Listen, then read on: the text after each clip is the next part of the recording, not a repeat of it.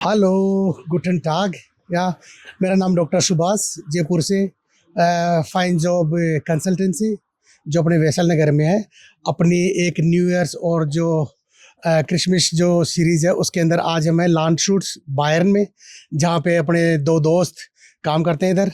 और जो दो दोस्तों से आज हम आपसे मिलवाएंगे। तो पहले अपने गणेश जी शर्मा जो अपने राजस्थान से ही है, थोड़ा अपने बारे में इंट्रोडक्शन दो। मेरा नाम गणेश शर्मा है। मैं राजस्थान के डीडवाना डिस्ट्रिक्ट से बिलोंग करता हूं और मैं अभी जर्मनी के बायर्न स्टेट में लांड्सबर्ग जो सिटी है यहाँ पे पिछले 2 साल से काम कर रहा हूं मैं एज ए फ्लीगे फाक्राफ्ट। फ्लीगे फाक्राफ्ट इंग्लिश में अगर अपन बोले तो नर्सिंग स्टाफ या फिर जो नर्सिंग ऑफिसर है उसके तौर पे काम कर रहे हैं। और मैं सबसे पहले ये बताना चाहूँगा कि जो मेरे सपने थे, जो इंडिया में हम 2-3 साल से पढ़ाई कर रहे थे, जैसे हमने लैंग्वेज स्टार्ट की तो एक ही था, ड्रीम था कि बस जर्मनी जाना है, अच्छे से सेट होना है और जो सपने देखे हैं उनको स्टेप बाय स्टेप पूरे करने हैं। तो डॉक्टर साहब है, डॉक्टर सुभाष जी, इन्होंने बहुत हेल्प की है, मोटिवेट किया, सारा स्टेप बताया क्या है क्या नहीं है यहाँ के बारे में। इन्होंने जो गाइड किया हम वैसे मोटिवेट होकर स्टेप बाय स्टेप करते गए। आज ईश्वर की कृपा और इनके मोटिवेशन मार्गदर्शन से यहाँ पे एज ए फ्लीगे फाक्राफ्ट से जॉब कर रहे हैं। पहले तो मैं इनको कांग्रेचुलेशन करता हूँ कि थैंक यू सो मच। जो अभी जो इधर जो जर्मन का जो एनआर कानून का एग्जाम है वो पास हो गए हैं और यहाँ पे अब है ना as a registered German medical officer की जैसे यहाँ काम कर रहे हैं, है ना। तो सर आप एक बार थोड़ा बताइए कि आपका इंडिया में आपने कैसे लैंग्वेज सीखी और लैंग्वेज के बारे में कि कैसे कैसे मतलब कि प्रॉब्लम्स आती है अपने यहाँ, थोड़ा आप अपने एक्सपीरियंस के हिसाब से बताइए। जैसे मैंने जर्मन लैंग्वेज इंडिया में जयपुर से एक प्राइवेट इंस्टीट्यूट है वहाँ से मैंने स्टार्ट किया था। तो जैसे इसमें लेवल्स होते हैं A1 A2 B1 B2। तो B1 पे नॉर्मली अपन डॉक्यूमेंट अप्लाई कर सकते हैं, लेकिन बेस्ट ये रहता है कि अगर अपन जो बेस वाई या फिर B2 है इंडिया से करके आए तो और भी बेस्ट रहता है। बाकी शुरू में प्रॉब्लम्स ये आती है कि जो जर्मन लैंग्वेज है एकदम नई लैंग्वेज है, तो शुरू में 1-2 वीक या 3 वीक में ऐसा लगता है कि क्या पढ़ रहे हैं, कुछ समझ में नहीं आ रहा, क्या आ गया क्या नहीं आ गया। लेकिन अपन कंटिन्यू पढ़ाई करते हैं, डेली क्लासेस लेते हैं। अब अभी तो इंस्टाग्राम है, यूट्यूब है, खूब सारी रील्स है, खूब सारा मिल जाता है, तो धीरे धीरे हो जाता है। और मेरा पर्सनल यही है कि अपन उस चीज़ को एज ए इंटरेस्ट लेके पढ़ रहे हैं तो और जल्दी पढ़ पाते हैं और जल्दी से याद हो पाता है। लिखने की प्रैक्टिस डेली करें तो धीरे धीरे हो जाता है सब कुछ। उसके बाद में प्रॉब्लम फेस ये हुई कि अपन क्या होता है कि इंडिया में पढ़ते हैं कि चलो अपन को एज ए पेपर क्लियर करना है। हाँ। बेआइंस हो गया, बेस वाई हो गया, तो अपन उतना ही पढ़ते हैं, फिक्स वोकेब होगी और फिक्स जो मैटर दिया होता है। और फिर यहाँ आके प्रॉब्लम ये आती है कि जो अपने इंडिया में पढ़ा है और वहाँ का एक्सेंट का फ़र्क है। जैसे अपन को मैं अपन की बात बताऊँ, जैसे अपन नॉर्मली हिंदी में बोलते हैं कि मैं खाना खा रहा हूँ। अब खाना एक अपन का मारवाड़ी हो गया, सही वर्ड हो गया खाना। बिल्कुल तो वही चीज़ यहाँ पे है। जैसे अपन बोलते हैं कि मैं पानी पीना चाहता हूँ, तो पानी एक थोड़ा सा अलग हो गया, अपन बोल रहे हैं पानी एक सही वर्ड है। वही प्रॉब्लम यहाँ जर्मनी में फेस करनी पड़ती है। अपन वहाँ सीखते हैं कुछ और, यहाँ पे थोड़ा एक्सेंट का प्रॉब्लम रहती है, लेकिन वो भी 1 या 2 या 3 वीक के बाद में धीरे धीरे नॉर्मली से आराम से इजीली हो जाता है कवर। थोड़ा सा लगता है कि एकदम नया शहर, नए लोग, कोई जान पहचान नहीं, कोई है नहीं, लेकिन धीरे धीरे अपन का व्यवहार है, अपन मेहनती होते हैं, काम भी करते हैं, डेली पढ़ते हैं, सीखते हैं, तो धीरे धीरे हो जाता है, इतना कुछ है नहीं। देखो, इन्होंने एक बहुत ही अच्छी टॉपिक बताई है, वो टॉपिक है लैंग्वेज का। पहली चीज़ कि अपने लिए एक जर्मन बिल्कुल नई लैंग्वेज है। जैसे इंग्लिश अपने बचपन से और भी कुछ नहीं तो कुछ वर्ड फिल्मों में देखते रहते हैं, सुनते रहते हैं, और अपने इंग्लिश मीडियम में जाते भी आजकल, और 6 क्लास से आजकल तो 1st क्लास से भी जरूरी है। लेकिन जर्मन एक बिल्कुल ही नई लैंग्वेज है। तो स्टार्टिंग में देखो थोड़ी प्रॉब्लम आती है, पर जो उन्होंने कहा कि मोटिवेशन होना चाहिए। पहली चीज़ आपका मोटिवेशन होना चाहिए। और जो दूसरी चीज़ है ना, वो ये जो उन्होंने बताया कि देखो पढ़े ना, जो इंडिया में क्या होता है कि एग्जाम के हिसाब से होता है, लेकिन आज की टाइम पे जैसे यूट्यूब है, जैसे इंस्टाग्राम है, तो वहाँ पे जर्मन लोगों के भी बहुत सारी रील्स आती है। तो वो जो रियल में एक्सेंट है ना, जैसे अपन इंडिया में सभी की इंडियन टीचर ये जर्मन के लिए भी, तो उनका एक्सेंट बिल्कुल अलग होता है। जर्मन का काफ़ी कुछ अलग होता है। तो उसके लिए क्या है कि सबसे बढ़िया कि आप जैसे कि इंस्टा पे, यूट्यूब पे रील्स वगैरह देखें, या फिर वो जर्मन जो चीज़ है ना, वो उन्होंने एक बहुत ही बढ़िया ये टॉपिक उठाया। हालांकि आपकी लैंग्वेज है ना, आप टीचर या जहाँ भी करो वहाँ तो करो, और साथ में ना जो आप है ना जो मतलब कि इंस्टा से और यूट्यूब से भी जो जर्मन वाले बंदे हैं उनसे भी वो सीखो, ताकि आपको एक रियल वर्ड का पता चले। जैसे कि उन्होंने एक एग्जाम्पल बताया, जो राजस्थान में रहते हैं वो कि जैसे कि है तो हिंदी वर्ड ही, पर वो उसको एक्सेंट में कैसे बोलते हैं, एक्सेंट में हो जाता है। आगे आप अपना जर्मनी का जो जॉब का जो शुरू में आप आए, और फिर जॉब का क्या क्या एक्सपीरियंस रहा, क्या अपने इंडिया से डिफरेंट है यहाँ पे कल्चर जो जॉब वगैरह में, वो एक बराबर बताइए। जॉब इंडिया से और यहाँ में पूरा डिफरेंट है, क्योंकि इंडिया में जैसे अपन एम्स में काम करते हैं, या फिर जैसे नॉर्मली जो स्टेट गवर्नमेंट के हॉस्पिटल हो गए, तो वहाँ पे यही है कि चलो अपन वहाँ पे एज ए नर्सिंग ऑफिसर काम करते हैं, अपन ये समझते हैं कि अपन डॉक्टर है, सब कुछ है, सब कुछ अपन देना है। लेकिन यहाँ पे ऐसा नहीं है, यहाँ पे पूरा अलग है। यहाँ पे अगर आप एज ए फलीगे फाकर आप काम कर रहे हो, तो आपके ऊपर पूरी जिम्मेदारी रहती है, रिस्पॉन्सिबिलिटी पूरी आपकी रहती है, पूरा स्टेशन संभालना, पेशेंट्स को देखना। जो आपके नीचे फलीगे फाक हेल्पर काम करते हैं एज ए जो नर्सिंग असिस्टेंट है, उनको आपको बोलना होता है कि क्या करना है, क्या नहीं करना होता है। मेडिसिन होती है जो डॉक्टर प्रिस्क्राइब करता है वही आपको देनी होती है, अब अपने आप से कुछ नहीं दे सकते। हाँ। और या फिर आपके पास कुछ कंडीशंस आ गई, आपको मेडिसिन देनी पड़ेगी, तो आपको उससे पहले डॉक्टर से कंसल्ट करना पड़ेगा। अगर वो डॉक्टर यस करता है, उसके बाद आप वो मेडिसिन दे सकते हो। दूसरी बात मैंने यहाँ पे नोटिस किया है कि यहाँ का डॉक्यूमेंटेशन का काम ज़्यादा है। आप कुछ भी मेडिसिन दे रहे हो, पेशेंट्स ने कितना खाया है, कितना पानी पिया है, जैसे जूस हो गया, पानी हो गया, या फिर फ्रूट्स हो गए, कितनी कैलोरी है उसमें, क्या है, वो सारा सब कुछ आपको उसमें डॉक्यूमेंट्स में लिखना होता है। और उसके अलावा एक का यहाँ पे यह चीज है कि अपने इंडिया में तो जैसे है कि कोई किसी चीज की जिम्मेदारी नहीं लेता है कि चलो ठीक है, कोई पेशेंट सही बात है, कुछ दे दिया नहीं दिया, हो गया नहीं दिया, लिख दिया, घर वालों को बोल दिया, सही बात है। लेकिन यहाँ पे उस चीज का आपको जवाब देना पड़ेगा कि अगर कोई पेशेंट गिर गया तो क्यों गिरा है वो, या फिर कोई पेशेंट की डेथ हो गई तो क्यों हुई है, क्या रीजन है, या फिर आपने वो मेडिसिन नहीं दिए तो क्यों नहीं दिए। तो इस चीज का यहाँ पे ये जिम्मेदारी है, आपको ही संभालना है, सब कुछ आपको करना है।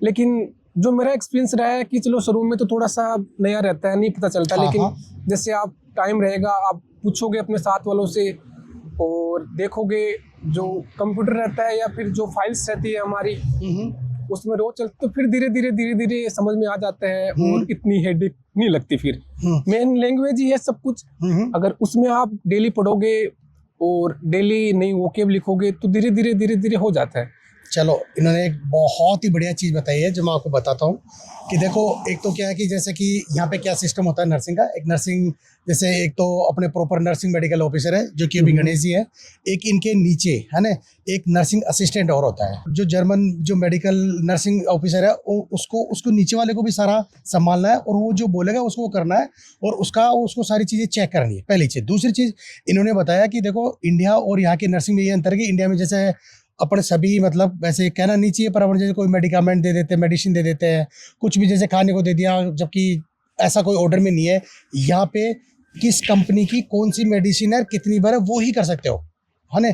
कुछ मेडिसिन अगर आपको देनी है, जैसे किसी के दर्द हो रहा है और उसके नहीं लिख रखा कि भाई दर्द की दो, तो आप ऐसे नहीं दे सकते, चाहे उसके दर्द हो रहा है। आप उनको सभी को पता है भाई पैरासीटामोल दर्द के काम कर आती है, पर आप ऐसे दे नहीं सकते, तो उसको पहले डॉक्टर को फ़ोन करना पड़ेगा, डॉक्टर को पूछना पड़ेगा, तभी आप वो दे सकते हो। या फिर कभी कभी SOS लिखी रहती है, तभी आप उसको दे सकते हो। तीसरी चीज़ इन्होंने जो बताई वो बताई डॉक्यूमेंटेशन। जर्मनी में डॉक्यूमेंटेशन बहुत ही ज़्यादा इंपॉर्टेंट है, क्योंकि अगर कोई भी पेशेंट का कुछ भी चेक हो रहा है तो कंप्यूटर में डॉक्यूमेंटेशन चेक रहा है। जैसे कि कोई सर्जरी का पेशेंट है तो उसमें भाई डॉक्टर ने लिखा है 5 बजे उसको पानी पिलाना है, तो अगर आपने 6 बजे पिलाया तो कंप्यूटर में 6 बजे लिखेगा ना ऑटोमेटिक, और वो डॉक्यूमेंटेशन जरूरी है। कल को अगर कुछ भी होता है, जैसे इन्होंने बताया कि पेशेंट गिर गया, तो वो सारा डॉक्यूमेंट कितने बजे गिरा, कितने बजे क्या किया, तो वो सारी चीज़ें उस डॉक्यूमेंट में लिखी हुई है, कितना पानी पिलाया, कितना क्या। तो डॉक्यूमेंटेशन यहाँ पे बहुत ही ज़्यादा जरूरी है। और डॉक्यूमेंटेशन के बाद में उन्होंने बताया कि रेस्पॉन्सिबिलिटी, यहाँ पे हर बंदे की रेस्पॉन्सिबिलिटी है, और रेस्पॉन्सिबिलिटी को कैसे पता चलेगी, वो इन्होंने बताया डॉक्यूमेंटेशन है, क्योंकि वो डॉक्यूमेंटेशन चेक होगा सारा, और उसी से तो पता चलेगा कि अपने कितनी बार एंटीबायोटिक दी है। जैसे उसमें लिख रखा है भाई 8 बजे, 16 बजे और 0 बजे अपने देनी है, तो वो जैसे आप दोगे उसके बाद उसको कंप्यूटर में ऑटोमेटिक लिखोगे ना, तो उसको अपना टाइम का पता चला। तो रेस्पॉन्सिबिलिटी बहुत ज़्यादा है यहाँ पे, और साथ में डॉक्यूमेंटेशन भी अच्छा खासा है। बाकी इन्होंने बताया कि देखो शुरू में सभी को प्रॉब्लम होती है, इन्होंने बताया कि लैंग्वेज की वजह से, लेकिन आप अगर आते हो और धीरे धीरे जैसे आप करते हो तो अपने आप अच्छे से हो जाता है ना। और आप ये बताइए कि भाई पैसे का क्या सीन है इधर, जैसे इंडिया में, और इधर आप क्या सोचते हो भाई कितना क्या पैसा कमा लेता है एज ए फाक्राफ्ट बन के, और जो मतलब as a German registered nurse बन के कितना क्या सैलरी हो जाती है, जैसे आपने सुना है, जैसे आपका अभी चालू होने वाला, तो उस हिसाब से बताया। इंडिया की सैलरी में और यहाँ की सैलरी में रात दिन ही नहीं, 4-5 दिन का फर्क है। पहली बात तो ये, इंडिया में जो अपन सेंटर में जो भी है, एम्स हो गया, निमांस हो गया, जो भी सेंटर के इंस्टीट्यूट है, तो उसमें जहाँ तक मुझे पता है, जो मेरे दोस्त वगैरह काम करते हैं, तो स्टार्टिंग सैलरी एज ए 70 से 80,000 के आसपास स्टार्टिंग होती है। लेकिन यहाँ पे आप एज ए असिस्टेंट ही काम करोगे तो आपकी स्टार्टिंग सैलरी 3 लाख से स्टार्ट होती है। हाँ।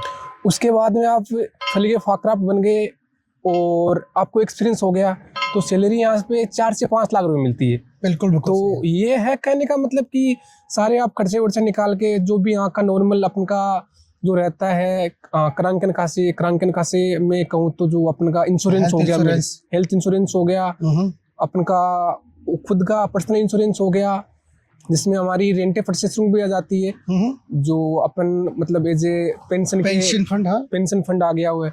तो सारा सब कुछ निकाल के भी अगर फलीगे फाक्राफ्ट अपन एज ए काम कर रहे हैं और एक्सपीरियंस हो गया, अपन को आराम से 3-3.5 लाख रुपए आराम से अच्छे से सेव कर सकते हो, एक क्वालिटी के साथ में, अच्छी जिंदगी के साथ में, अच्छा खाना है, अच्छी लाइफ। आप देख रहे हो अभी पीछे हमारे आज -60 डिग्री टेम्परेचर चल रहा है, आज का यहाँ का बर्फ जमी हुई है, लेकिन इंडिया से बहुत अलग है।